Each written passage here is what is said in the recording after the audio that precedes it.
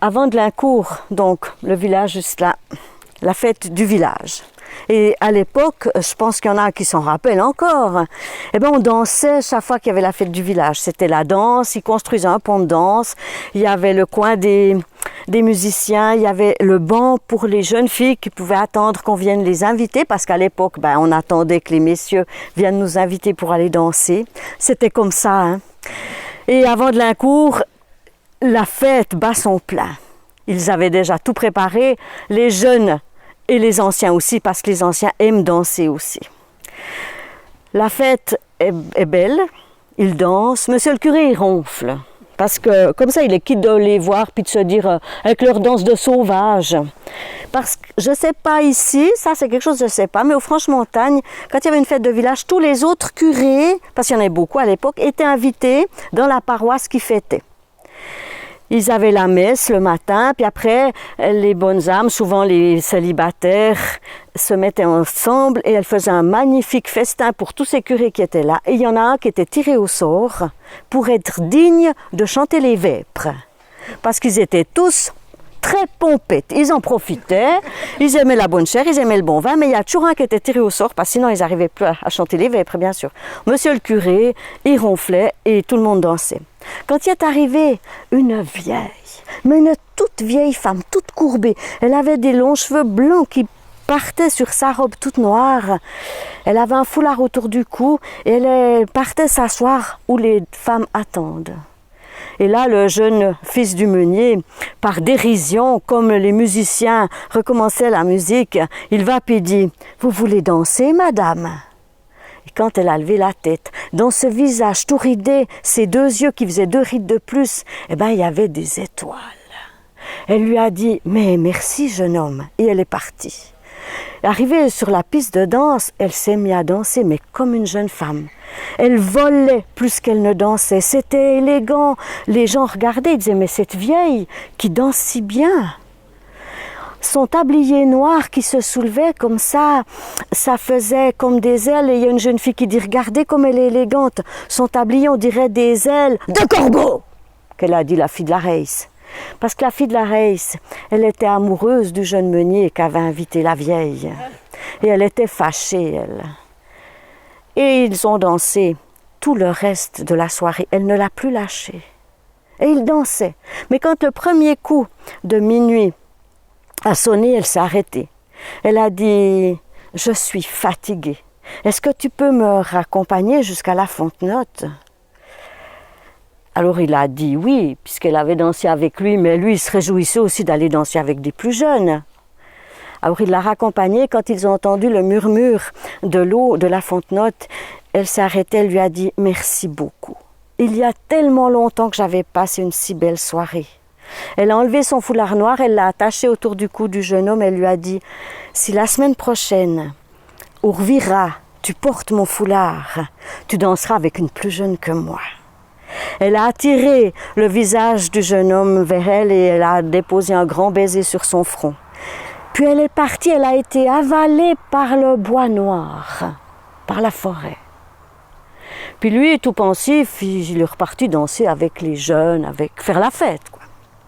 Et la semaine après, au Revira, eh bien, la fête continue de battre son plein. Cette fois-ci, monsieur le curé, il est derrière ses fenêtres, en regardant ces danses de sauvages. Il y a le taupier, même qu'il a une grande bosse dans le dos. Aucune femme ne lui dit non. Tellement il les soulève, il les fait danser, il les fait voler. Et même la boiteuse, qui elle est si légère, elle a toujours des cavaliers. Tout le monde danse. La Marguerite de la Reiss avec son jeune meunier. Quand arrive une femme très belle, d'âge mûr, avec pas mal de cheveux gris dans ses cheveux noirs. Elle est toute habillée de bleu foncé, avec un foulard gris. Et quand elle arrive, eh bien les jeunes gens se précipitent vers elle parce qu'elle ressemble beaucoup à la vieille de la fête. Alors elle cherche de ses yeux le jeune meunier et elle s'approche de lui. Il lui ouvre ses bras et ils se mettent à danser. Et de nouveau, la même élégance, la même légèreté, la même beauté. Tout le monde les regarde. Mais les jeunes filles commencent de dire « Non mais c'est qui ces vieilles qui nous prennent nos cavaliers ?» Et quand le premier coup de minuit a sonné, elle s'est arrêtée. Elle a dit au jeune homme, « Je suis un peu fatiguée. Est-ce que tu me raccompagnes jusqu'à la fonte-note ?» Alors il l'a suivie et quand ils ont entendu le glou-glou de la fontaine, elle s'est arrêtée, elle s'est tournée vers lui, elle lui a dit « Merci, merci pour cette belle soirée. » Elle a enlevé le foulard qu'il portait, elle lui a mis le foulard qu'elle avait ce soir-là. Elle lui a dit « Si à la Saint-Martin, tu portes mon foulard, tu danseras avec une beaucoup plus jeune que moi. » Elle a attiré le visage du jeune homme et sur chacun de ses yeux, elle a déposé un baiser. Et le bois noir l'a de nouveau avalé. Elle a couru dans la forêt. Puis lui, pensif, il est revenu danser avec ses amis. Et à la Saint-Martin, il s'est préparé, il a mis le foulard. Ils ont commencé de danser. Et quand elle est arrivée, elle était si jeune, si belle. Elle avait une robe grise, un foulard blanc et ses longs cheveux noirs qui lui tombaient sur les épaules. Tous les garçons se sont précipités. « Tu viens danser, tu viens danser, tu viens danser !» Mais elle a de nouveau cherché. Et elle a vu les deux bras du jeune meunier qui étaient déjà ouverts. Elle s'est glissée dedans, ils se sont mis à danser. Et la Marguerite de la Reis, elle est allée s'asseoir sur le banc des filles qui attendent, avec une rage, mais une rage. Et les jeunes gens aussi étaient en rage. Ils disaient, mais c'est qui? Pourquoi elle danse qu'avec lui? Elle est si belle. Ils essayaient même de leur faire des croche-pieds. Mais non, ils étaient perdus dans leur monde. Ils dansaient, ils avaient des yeux qui ne se quittaient pas. Plus rien n'existait. Et quand le premier coup de minuit a sonné, elle s'est arrêtée, elle lui a dit, « Je ne suis pas du tout fatiguée. Mais tu peux me raccompagner jusqu'à la fonte-note. » Il l'a accompagnée. Pendant qu'il marchait, il aurait tellement voulu la resserrer dans ses bras. Mais il n'a pas osé. Quand ils sont arrivés et qu'ils ont entendu le chant de l'eau de la fontaine, elle s'est arrêtée, elle s'est tournée vers lui, elle lui a dit « C'était une des plus belles soirées. Merci beaucoup de m'avoir fait danser. » Elle a enlevé son foulard blanc, elle l'a mis autour du cou du jeune homme et elle lui a dit « Si au revirat de la Saint-Martin, tu portes mon foulard blanc, tu danseras avec encore une plus belle femme que moi, et la semaine après, tu te marieras avec elle. » Et lui, tout pensif, il l'a regardée. Et avant de partir, elle l'a approché son visage et elle lui a mis un baiser sur chaque joue. Il a regardé le forêt, le bois noir qui l'avalait. Il était tout pensif, trop pensif, sinon il aurait entendu les pas dans l'herbe mouillée de la Marguerite de la Reis qui les avait suivis. Elle avait entendu. Et le lendemain de la fête, elle est allée trouver la mère du jeune meunier. Elle lui a dit « Votre fils hier soir, il avait un foulard tellement joli, je vais à la foire de la Saint-Martin, j'aimerais m'acheter le même, est-ce que je pourrais le voir ?» Et la maman cherchait, elle a trouvé le foulard, elle lui a dit « Oh, c'est sûrement une de ces belles chattes qu'a donné ça à mon fils, tu peux le garder. » Alors la Marguerite a mis le foulard dans sa poche et elle est partie. Mais le samedi, au revirat, lui, il a cherché le foulard, mais il l'a pas trouvé. Et il s'est dit oh, c'est qu'un morceau de tissu, c'est pas grave. Et quand il est arrivé à la danse, là, il a dansé avec la Marguerite, il a vu qu'elle avait le foulard. Mais il s'est dit, c'est pas important. Et quand une jeune femme est arrivée, tout de blanc vêtue, avec ses longs cheveux noirs qui lui glissaient sur les épaules, elle était si belle que tous les garçons se sont arrêtés. Elle était trop belle.